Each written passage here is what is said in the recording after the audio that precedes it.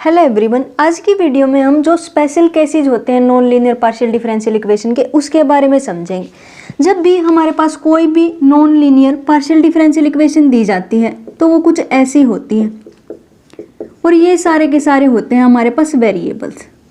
अब इसी बात पर डिपेंड करते हुए कि कौन सा वेरिएबल एब्सेंट होगा या फिर प्रेजेंट होगा, नॉन लीनियर इक्वेशन के 4 केसेस बनते हैं।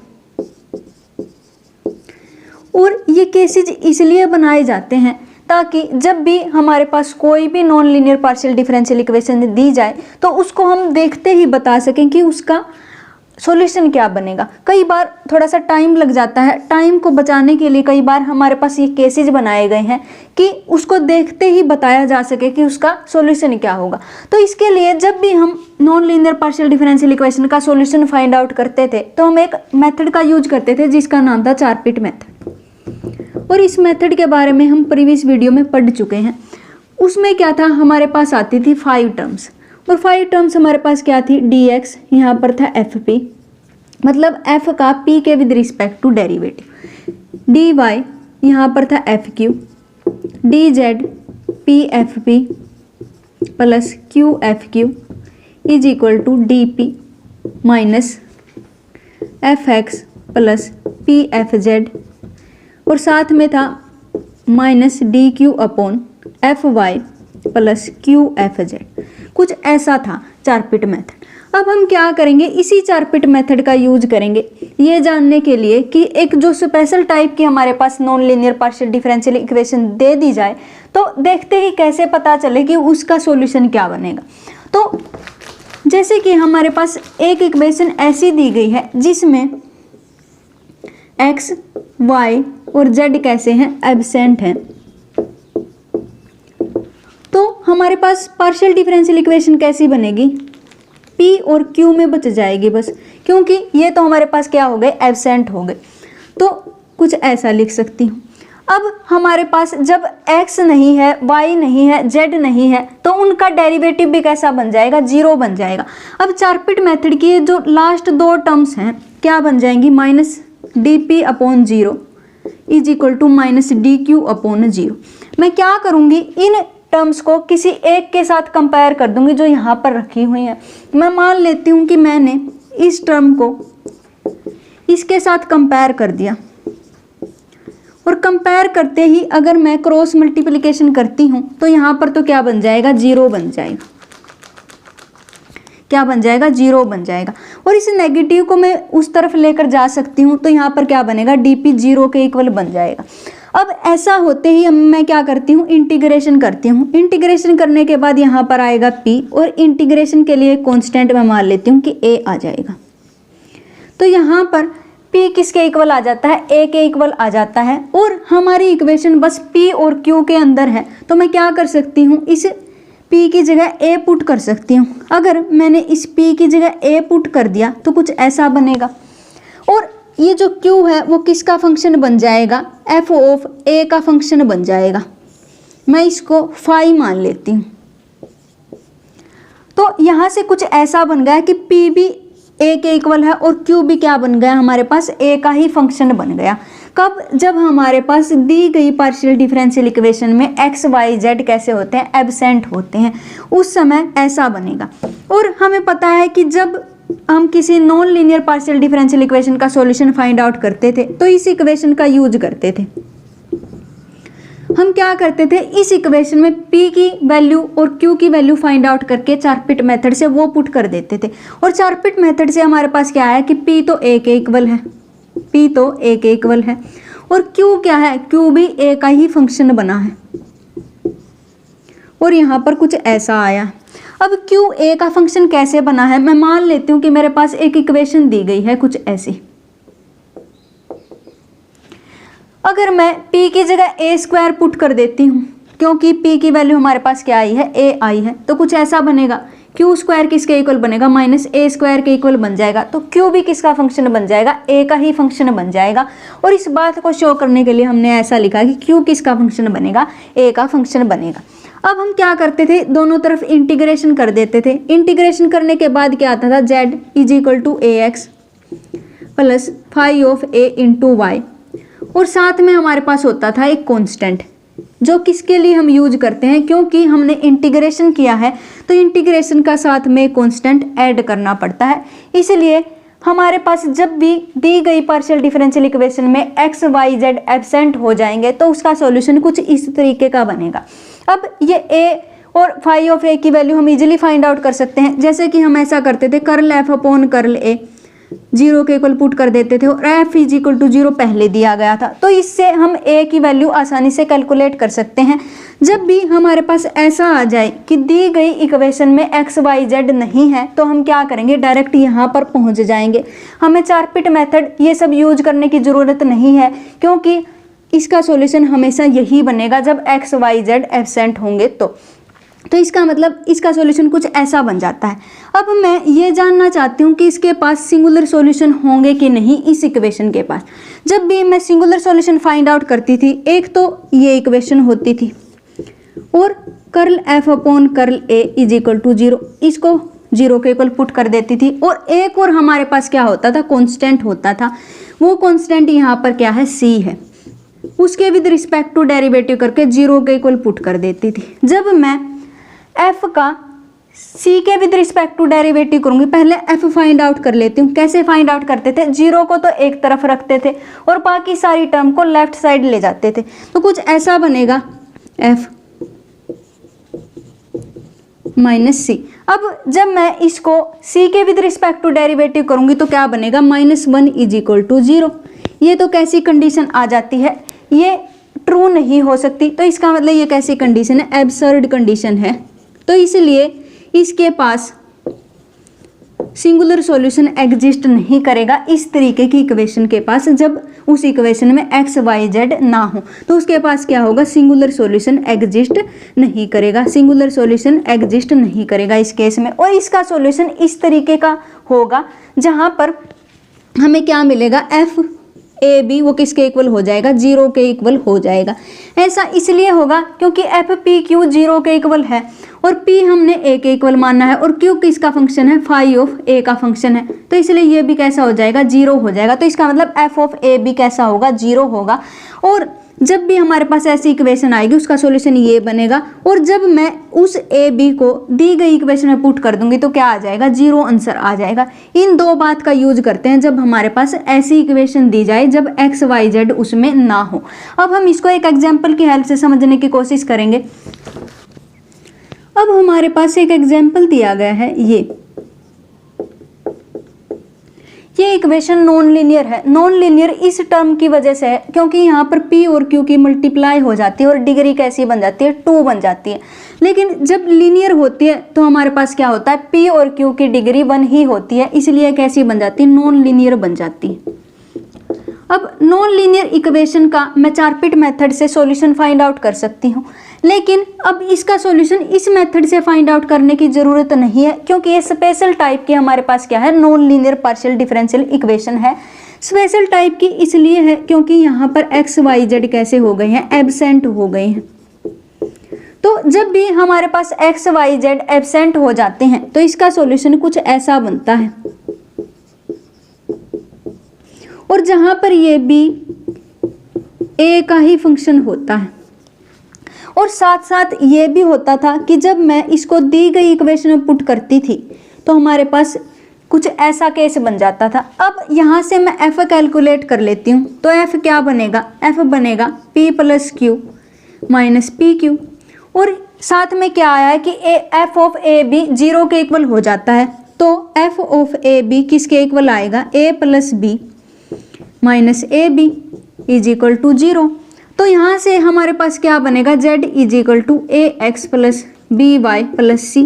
मैं क्या करना चाहूँगी, इन तीनों ही कांस्टेंट को रिमूव करना चाहूँगी अगर मैं इस z की वैल्यू फाइंड आउट करना चाहती हूँ तो, क्योंकि सॉल्यूशन में हमारे पास आर्बिट्रेरी कांस्टेंट नहीं आ सकते। तो हम क्या करेंगे, यहाँ से एक कांस्टेंट की वैल्यू फाइंड आउट कर लेंगे। तो एक कांस्टेंट की वैल्यू क्या बनेगी हमारे पास, यहाँ से मैं b कॉमन ले लेती हूँ तो कुछ ऐसा बन जाएगा, और इसको राइट साइड ले जाते हैं। राइट साइड ले जाने के बाद हमारे पास क्या बनेगा, b इंटू a-1 कुछ ऐसा बन जाएगा। तो b की वैल्यू क्या बन जाएगी, a/a-1। तो इसलिए इसका सॉल्यूशन क्या बन जाएगा, ax plus a/a-1 into Y plus C. ये हमारे पास इस इक्वेशन का क्या बन जाएगा, सॉल्यूशन बन जाएगा। अब अगर मैं ये देखना चाहूँ कि हमारे पास सिंगुलर सॉल्यूशन क्या बनेगा, पर्टिकुलर सॉल्यूशन क्या बनेगा, तो इस a की जगह मैं कोई भी वैल्यू पुट करके और फिर बाद में ऐसा कर सकती हूँ कि curl f upon curl a is equal to 0, और जो भी कांस्टेंट दिया गया है उसके with respect to partial derivative करके 0 के इक्वल पुट कर सकती हूँ और इन कांस्टेंट की वैल्यूज फाइंड आउट कर सकती हूँ। तो इस तरीके से हम फाइंड आउट करते हैं। जब हमारे पास x y z एब्सेंट होते हैं तो सीधा ये सॉल्यूशन बन जाता है और फिर इन कांस्टेंट की वैल्यू हम फाइंड आउट करने की कोशिश करते हैं। अदरवाइज हमें क्या करना पड़ता है, चारपिट मेथड से सॉल्व करना पड़ता है। फिर उसके बाद क्या करते हैं, हम p और q की वैल्यू फाइंड आउट करके इस इक्वेशन में पुट करते हैं, तब जाके हमारा सॉल्यूशन बनता है, तब जाके हम यहाँ पर पहुँच पाते हैं। लेकिन जब भी आपके पास ऐसा हो जाए कि x y z एब्सेंट है तो आप डायरेक्ट ये यूज कर सकते हैं और साथ में ये भी कि f ऑफ a भी किसके इक्वल होगा, 0 होगा। ये दोनों कंडीशन एक साथ सेटिस्फाई होंगी और यहाँ पर सिंगुलर सॉल्यूशन इस तरीके की पार्शियल डिफरेंशियल इक्वेशन में एग्जिस्ट नहीं करेगा। तो ये था हमारा पहला केस। अब हम बात करेंगे सेकंड केस की। सेकंड केस में क्या होता है, जब भी हमारे पास कोई भी पार्शियल डिफरेंशियल इक्वेशन दी जाती है, कैसी, नॉन लीनियर, अगर उसमें p की और x की और q की और y की टर्म एक तरफ हो जाएं और p की और x की टर्म एक तरफ हो जाएं, तो हमारे पास क्या होगा, ये बनेगा हमारे पास सेकंड केस। मतलब ये कैसी हो जानी चाहिए, एक दूसरे से सेपरेट हो जानी चाहिए, तब हमारे पास क्या बनेगा, सेकंड केस बनेगा। अब अगर ये सेपरेट हो जाती हैं तो मैं मान लेती हूँ कि फाई और साई हमारे पास दो फंक्शन दिए गए हैं। अगर फाई है तो किसका फंक्शन मैं मान लेती हूँ, एक्स और पी का फंक्शन मान लेती हूँ, जो किससे सेपरेट हो जाता है, एक फंक्शन है साई क्यू वाई, इससे कैसा हो जाता है, सेपरेट हो जाता है। तो कुछ ऐसी हमारे पास पार्शियल डिफरेंशियल इक्वेशन दी गई है। अब यहाँ पर एक्स और पी है, क्यू और वाई है, तो यहाँ से जब मैं चारपिट मेथड से एफ पी कैलकुलेट करना चाहती हूँ तो यहाँ से आएगा हमारे पास फंक्शन, तो एफ पी, पी के विद रिस्पेक्ट टू इसका पार्शियल डेरिवेटिव क्या बनेगा, 5p बन जाएगा। डी वाई एफ का क्यू के विद रिस्पेक्ट टू डेरिवेटिव, तो मतलब यहाँ से हमारे पास वैल्यू आएगी तो कैसी बन जाएगी, माइनस साई क्यू, और यहाँ से क्या आएगा, पी एफ पी, मतलब p इंटू एफ का p के विद रिस्पेक्ट टू डेरिवेटिव, मतलब क्या बनेगा, p फाई p और माइनस q साई q, और यहाँ पर बन जाएगा dp अपॉन, यहाँ पर आना है fx और p f z इसके अंदर है नहीं, तो इसका मतलब ये कैसा बन जाएगा, 0 बन जाएगा। और 0 बन जाने के बाद यहाँ पर आएगा फाई x और यहाँ पर आ जाएगा हमारे पास साई y, और यहाँ पर आएगा माइनस साई वाई, क्योंकि यहाँ पर क्या है, नेगेटिव है, तो ये इससे कैंसिल हो जाएगा, नेगेटिव से नेगेटिव, तो कुछ ऐसा लिख सकती हूँ।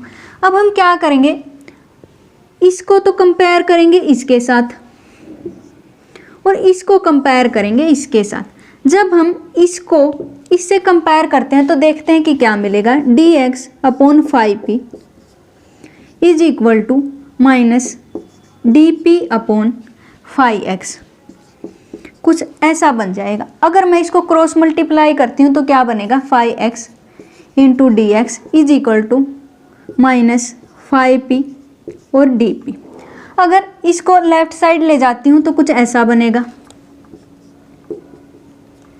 अब ये किसका डेरिवेटिव है, ये है हमारे पास इसी का डेरिवेटिव, क्योंकि जब मैं इसको डेरिवेटिव करूँगी तो क्या बनेगा, 5x into derivative of x plus 5p into derivative of p, कुछ ऐसा बन जाएगा। तो इसका मतलब ये क्या है, इसी का डेरिवेटिव बनेगा। तो यहाँ से अगर मैं दोनों तरफ इंटीग्रेशन करती हूँ तो हमारे पास क्या आ जाएगा, 5 ऑफ xp, किसी एक कांस्टेंट के बराबर मैं मान लेती हूँ कि a के बराबर आ जाता है। और जब मैं इन दो को कंपेयर करती हूँ तो इन दो को कंपेयर करने के बाद भी क्या बनेगा, साई और वाई क्यू किसी एक कांस्टेंट के बराबर आ जाएगा। और यहाँ से फाई ऑफ एक्स पी और साई ऑफ क्यू वाई कैसे हैं, इक्वल है, तो मतलब एक ही कांस्टेंट के इक्वल ये आ जाते हैं। अब ऐसा करने के बाद मैं मान लेती हूँ कि हमारे पास कुछ ऐसी इक्वेशन दी गई थी। अगर ऐसी इक्वेशन दी गई थी तो फाई ऑफ एक्स पी किसके इक्वल आया है, ए के इक्वल आया है, और साई ऑफ वाई क्यू भी किसके इक्वल आया है, ए के इक्वल आया है। तो इसका मतलब मैं यहाँ पर ए पुट कर सकती हूँ, और ए पुट करने के बाद p किसका फंक्शन बन जाता है, x का, और a का फंक्शन बन जाता है। और इसी तरीके से q किसका फंक्शन बन जाएगा, a का, और y का फंक्शन बन जाएगा। तो इसका मतलब यहाँ से क्या बनेगा, p तो किसके इक्वल आ जाएगा, x का और a का फंक्शन आ जाएगा, और q किसका फंक्शन आ जाएगा, y का और a का फंक्शन आ जाएगा। अब हमारे पास जो भी इक्वेशन होती है जिससे हम सॉल्यूशन फाइंड आउट करते हैं वो ये होती है, और p और q की वैल्यू फाइंड आउट करके हम यहाँ पर पुट कर देते हैं। तो यहाँ से हमारे पास कुछ ऐसा बन जाएगा, phi 1 X A into D X, psi 1 Y A into D Y, कुछ ऐसा बन जाएगा। इंटीग्रेशन करेंगे तो किसके इक्वल होगा, फाई 1 एक्स ए एक्स प्लस साई 1 वाई ए वाई, प्लस साथ में एक और कांस्टेंट लिखते हैं जिसको मैं b का नाम दे देती हूँ, क्योंकि ये इंटीग्रेशन का कांस्टेंट होता है। अब अगर मैं यहाँ से f कैलकुलेट करना चाहती हूँ तो बाकी टर्म को तो एक तरफ रखूँगी और बाकी सारी टर्म दूसरी तरफ ले जाऊँगी, तो कुछ ऐसा बन जाएगा। अब मैं क्या करना चाहती हूँ, यहाँ से इस सॉल्यूशन से सिंगुलर सॉल्यूशन फाइंड आउट करना चाहती हूँ। अगर मैं सिंगुलर सॉल्यूशन फाइंड आउट करना चाहती हूँ तो क्या करूँगी, एक बार तो इसको a के विद रिस्पेक्ट टू डेरिवेटिव करूंगी और 0 के इक्वल पुट कर दूंगी, और एक बार क्या करूंगी, जो दूसरा कांस्टेंट है उसके विद रिस्पेक्ट टू इसका डेरिवेटिव करूंगी और 0 के इक्वल पुट कर दूंगी। जब मैं ऐसा करूंगी, f का b के विद रिस्पेक्ट टू डेरिवेटिव करके 0 के इक्वल पुट करूंगी, तो क्या बन जाएगा, कुछ ऐसी कंडीशन बन जाएगी। ये कैसी कंडीशन होगी, एब्सर्ड कंडीशन होगी। इसलिए हमारे पास इस केस में भी सिंगुलर सॉल्यूशन एग्जिस्ट नहीं करते, सिंगुलर सॉल्यूशन एग्जिस्ट नहीं करते। और जब भी हमारे पास कोई ऐसी इक्वेशन आ जाए जिसमें मैं p और x को और q और y को एक दूसरे से सेपरेट कर सकूं, तो उसका सॉल्यूशन कुछ ऐसा बनता है, और उसके पास सिंगुलर सॉल्यूशन एग्जिस्ट नहीं करते। अब हम इसको एक एग्जाम्पल की हेल्प से समझने की कोशिश करेंगे। अब हमारे पास एक एग्जाम्पल दिया गया है, क्या है, y into 1 plus x square into p square minus x square into q square is equal to 0, कुछ ऐसा दिया गया है। अब मैं क्या कर सकती हूँ, यहाँ से x की और p की और q की और y की टर्म्स को एक दूसरे से सेपरेट कर सकती हूँ। कैसे, y into 1 plus x square into p square, अगर मैं इसको राइट साइड ले जाऊँगी तो कुछ ऐसा बन जाएगा।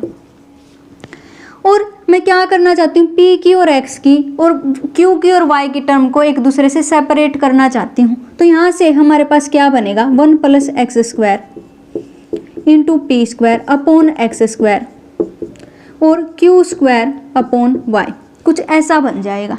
अब ऐसा सेपरेट करने के बाद मैं क्या करूँगी, 1 plus x square upon x square into p square, इसको किसी एक कांस्टेंट के इक्वल मैं पुट कर देती हूँ, क्योंकि वहाँ हमारे पास क्या था, p किसका फंक्शन था, एक्स ए इसका फंक्शन था, और ये किसके इक्वल था, ये था a के इक्वल, मतलब एक कांस्टेंट के इक्वल था, मतलब p तो किसी कांस्टेंट के इक्वल था।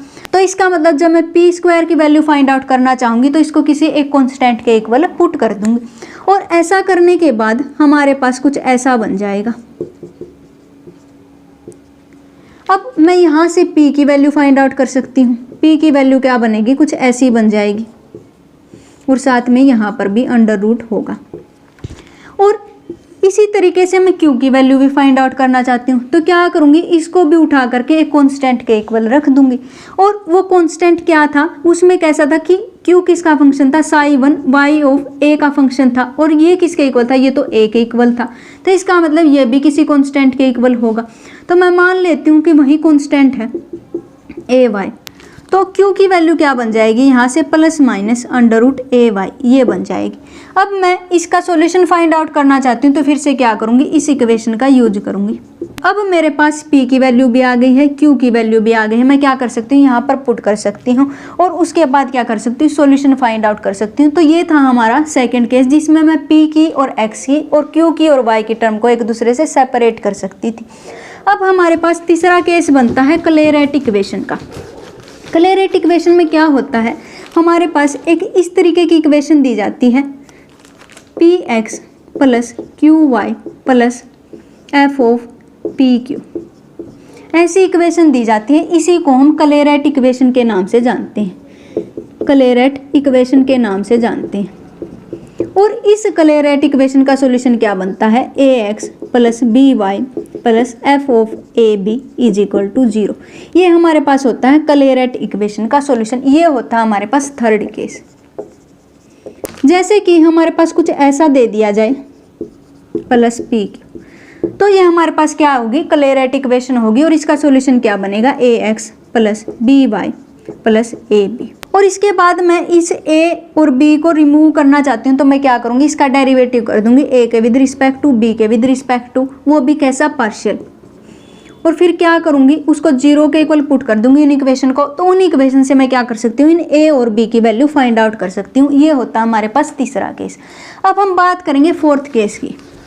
फोर्थ केस में क्या होता है कि हमारे पास जो non linear partial differential equation दी जाती है उसमें वेरिएबल होते हैं P, Q और Z। मतलब X और Y कैसे हो जाते हैं, एब्सेंट हो जाते हैं। मतलब कुछ ऐसी इक्वेशन बन जाती है। और ऐसा करने के बाद मैं क्या करूँगी, चारपिट मेथड से सॉल्व करूँगी, क्योंकि हमारे पास ये non linear partial differential equation दी गई है। अब ऐसा करने के बाद यहाँ पर क्या आएगा, f का p के with respect to derivative F P आ जाएगा, dy f का q के with respect to derivative F Q आ जाएगा, dz p F P plus q F Q is equal to minus D P upon x और y यहाँ पर है नहीं, तो इसका मतलब यहाँ पर क्या बन जाएगा, ऐसा बन जाएगा।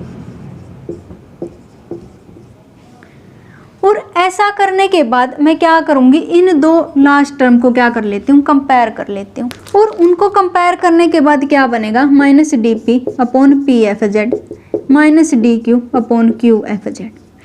अब मैं क्या कर सकती हूँ, इस माइनस से ये माइनस कैंसिल कर सकती हूँ और इस एफ जेड से ये एफ जेड कैंसिल कर सकती हूँ। और ऐसा करने के बाद जब मैं दोनों तरफ इंटीग्रेशन करती हूँ तो क्या बनेगा, log p is equal to log q। और साथ में हमारे पास होता है एक कांस्टेंट ऑफ इंटीग्रेशन, तो मैं मान लेती हूँ कि log a दिया गया है। अब मैं इसको कुछ ऐसा लिख सकती हूँ, log qa, क्योंकि ये log की प्रॉपर्टी होती है कि log ए बी वो किसके इक्वल होता है, log a plus log b इसके इक्वल होता है। तो इसी प्रॉपर्टी का यूज करते हुए हमने यहाँ पर ऐसा लिखा है। और ऐसा करने के बाद p की वैल्यू क्या बन जाएगी, ए क्यू बन जाएगी, दोनों तरफ log को कैंसिल करने के बाद या एंटी log लेने के बाद, तो कुछ ऐसा बन जाएगा। अब मैं क्या कर सकती थी, इस कांस्टेंट को इस तरफ भी मान सकती थी। तो अगर मैं इस तरफ मानूंगी तो q किसके इक्वल आ जाएगा, ए पी के इक्वल आ जाएगा, ऐसा बन जाएगा। और हमें पता है कि जब भी मैं नॉन लीनियर इक्वेशन को सोल्व करने जाती हूँ तो इस इक्वेशन का हम यूज करते हैं। और हम क्या करते हैं, P और Q की वैल्यू उठा करके यहाँ पर पुट कर देते हैं। P और Q की वैल्यू यहाँ पर पुट करने के बाद हमें क्या मिलेगा, P को तो मैं एज इट इज रखती हूँ और Q किसके इक्वल है, ए पी के इक्वल है, तो कुछ ऐसा बन जाएगा। और ऐसा करने के बाद अगर मैं P कॉमन ले लेती हूँ तो क्या बनेगा, dx प्लस ए dy, कुछ ऐसा बन जाएगा। अब यहाँ से हमें क्या पता चलता है, ये किसका डिफरेंशिएशन है, x प्लस ए वाई का डिफरेंशिएशन है, क्योंकि अगर इसका डिफरेंशिएशन करूँगी तो क्या बनेगा, dx plus a d y बनेगा, तो कुछ ऐसा बन जाएगा। तो dz इसके इक्वल हो जाएगा। अब यहाँ से मैं क्या करूँगी, इसको मैं u मान लेती हूँ, x प्लस ए वाई इसको मैं u मान लेती हूँ और u मानने के बाद यहाँ पर पुट कर देती हूँ, तो यहाँ पर क्या बन जाएगा, du बन जाएगा। और इसके बाद मैं क्या करूँगी, dz अपॉन du, तो यहाँ पर हमारे पास क्या बन जाता है, p को हम पुट करते हैं dz अपॉन du और q को पुट करेंगे a into dz upon du। फिर क्या करेंगे, फिर उसी तरीके से हम सोल्व करेंगे। तो इस तरीके से जब हमारे पास पी क्यू जेड की इक्वेशन बन जाती है, मतलब जिसमें एक्स और वाई एब्सेंट हो जाते हैं, तो उस केस में हम क्या करते हैं, पी को तो D Z upon D you put करते हैं और क्यू को A D Z upon D you put कर देते हैं। और जहाँ पर u किसके इक्वल होता है, x प्लस ए वाई के इक्वल होता है। अब हम इसको एक एग्जाम्पल की हेल्प से समझने की कोशिश करेंगे। एग्जाम्पल है हमारे पास z is equal to p square plus q square. इसमें हमारे पास p q और z की टर्म है, मतलब x y एब्सेंट है, मतलब फोर्थ केस बनता है।